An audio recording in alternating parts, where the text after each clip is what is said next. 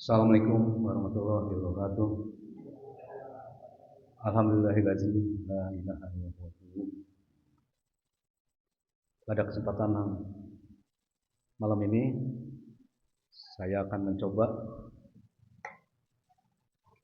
menyampaikan apakah perlu kita berolahraga pada saat berpuasa atau sahur.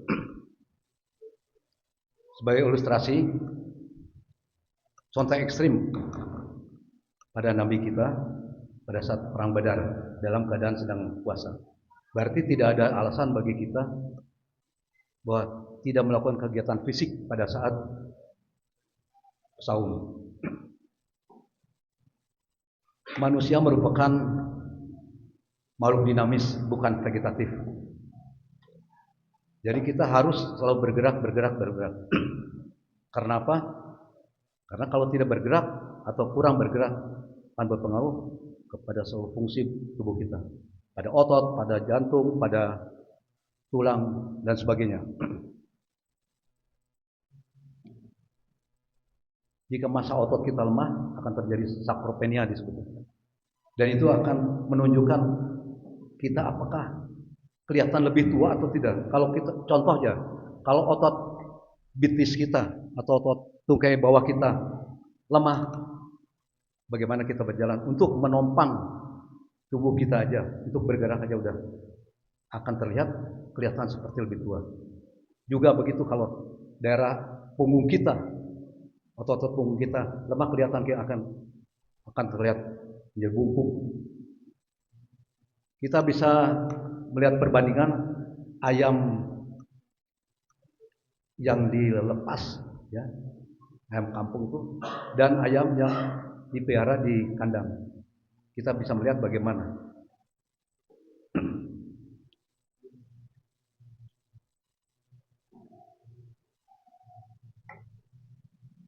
Ada 7 komponen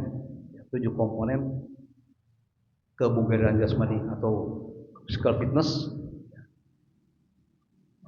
Dan di antara 7 itu 3 yang paling penting. Pertama, daya tahan atau endurance. Kedua, kekuatan otot. Ketiga, kelenturan. Nah, yang paling penting di sana adalah daya tahan. Kenapa? Karena itu berhubungan dengan kardiovaskuler kita. Fungsi jantung, paru-paru, dan peredaran darahnya.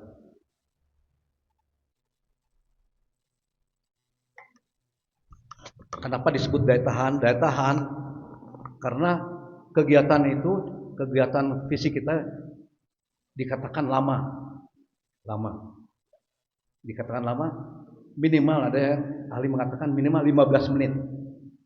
Tapi makin lama makin bagus. Durasinya tadi ya, melakukan kegiatan daya tahan atau endurance itu durasinya minimal 20 menit atau lebih. Mengapa itu? Pada saat kita melakukan kegiatan itu terjadi proses perbaikan fungsi difusi, pertukaran oksigen dan CO2 dalam paru-paru kita. Ini yang pertama harus kita perbaiki itu. Karena apa? Kalau fungsi difusinya udah bagus, sehingga suplai darah ya ke seluruh tubuh, ke sel-sel tubuh akan lebih baik. Juga suplai oksigen yang dibawa oleh darah, oleh HB ya, HBO itu akan lebih lancar dan lebih baik. Kemudian daya tahan juga memperbaiki fungsi kapiler. Tubuh kita ada banyak kapiler, mungkin berjuta-juta kapiler, dan memperbaiki atau meningkatkan kapiler yang aktif. Nah, kalau kapiler aktif, kemudian proses difusi bagus, suplai darah ke dalam seluruh sel tubuh bagus, daya tahan kita pun akan bagus.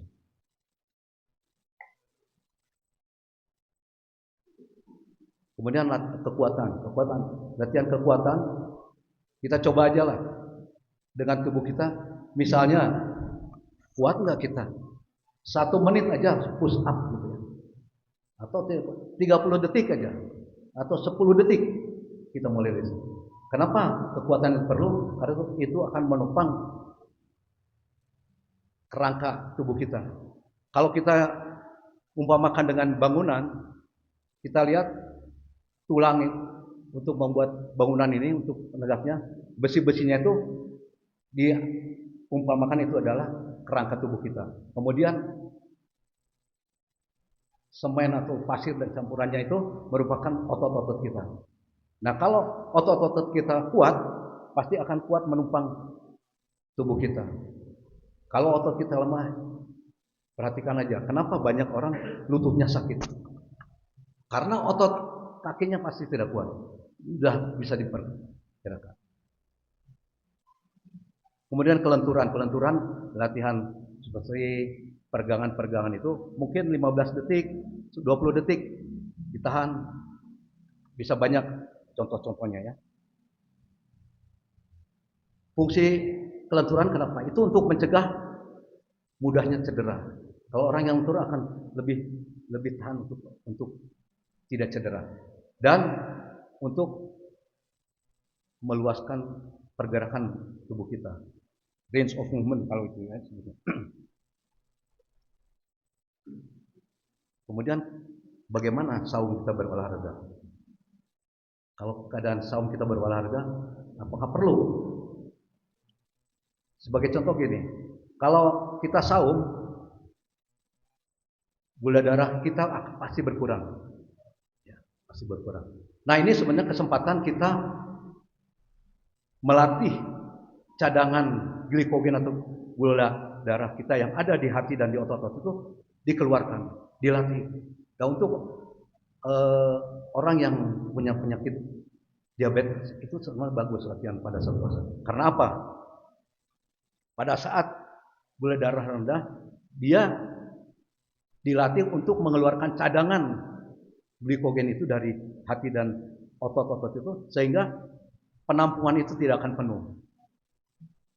Jadi penampungan cadangan itu akan berkurang, dan ini kalaupun kita menambah kalori kita, menambah makan kita, itu cadangan itu masih bisa menampung. Tapi kalau tidak kelebihan gula dalam darah, akan menyebabkan itu tadi. Orang-orang yang punya penyakit diabetes begitulah kira-kira. Kemudian latihan apa saja ya pada saat puasa? Latihan yang terbaik ya latihan aerob. Kenapa aerob? Aerob karena kita membutuhkan oksigen. Jangan anaerob, karena anaerob itu tanpa oksigen itu berat latihannya. Ya. Dan sebaiknya misalnya jalan kurang lebih mungkin 5.000 atau 10.000 langkah, ya. Silahkan.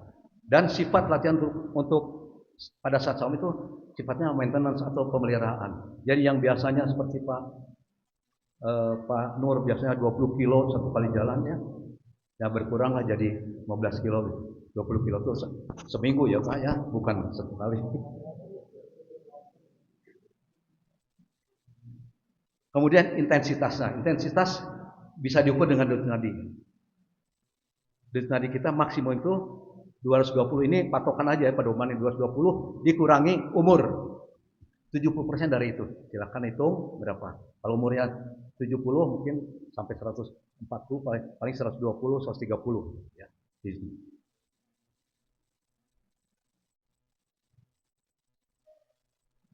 Kemudian kalau kita berjalan lambat ya, tapi kemudian kalau kita berjalan cepat akan memperbaiki atau meningkatkan HDL. HDL itu kolesterol yang baik ya. Jadi saya kira itu bisa saya sampaikan sama mencoba dan kemudian ada satu promosi ini. Kami punya komunitas hiking, silakan bapak-bapak yang mau ikut ya tiap Selasa dan Jumat pagi nanti setelah Lebaran silakan. Setelah Lebaran silakan. Kami membuka membuka pendaftaran lagi. Saya kira itu. Wassalamualaikum warahmatullahi wabarakatuh.